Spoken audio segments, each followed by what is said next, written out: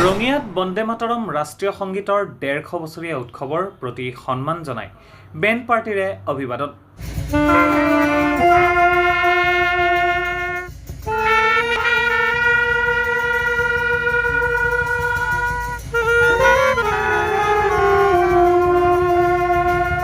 ভাৰতবৰ্ষৰ বন্দে মাতৰম ৰাষ্ট্ৰীয় সংগীতটোৱে ১৫০ বছৰীয়া গৌৰৱ উজ্জ্বল বছৰটোৰ বাবে সমগ্ৰ ভাৰতবাসীয়ে গৌৰৱান্বিত হৈ পৰা দেখা গৈছে। এই ৰাষ্ট্ৰীয় সংগীতটোক অভিবাদন জনাই ৰঙিয়া আৰক্ষীৰ উদ্যোগত অসম আৰক্ষীৰ কাহিলীপাৰাত থকা বেণ্ড পাৰ্টিৰ দলে ৰঙিয়াত বেণ্ড বজাই অভিবাদন জনায়।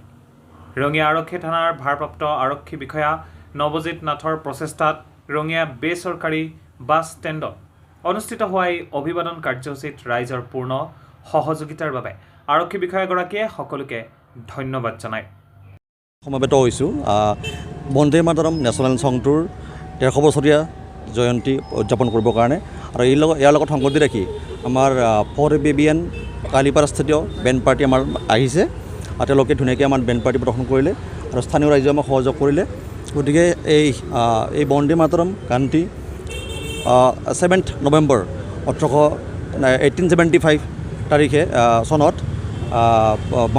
বংকিম চন্দ্ৰ চট্টোপাধ্যায়ে এইটো আনন্দমঠ নবেলত তেওঁ লিখিছিলে, আৰু তেতিয়া 1950 চনৰ 24 জানুৱাৰী তাৰিখে এই গানটো নেশ্যনেল ছং হিচাপে গৃহীত হৈছিলে। তেতিয়াৰ পৰাই এই নেশ্যনেল ছংটোৱে আমাৰ ভাৰত মাতাৰ শক্তি শৌৰ্য বীৰ্য কথা প্ৰকাশিত কৰি আহিছে।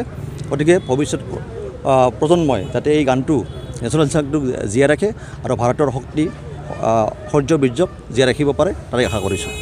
ৰঙিয়াৰ পৰা সৰু খানৰ ৰিপৰ্ট, ট্ৰুথ বাৰ্তা।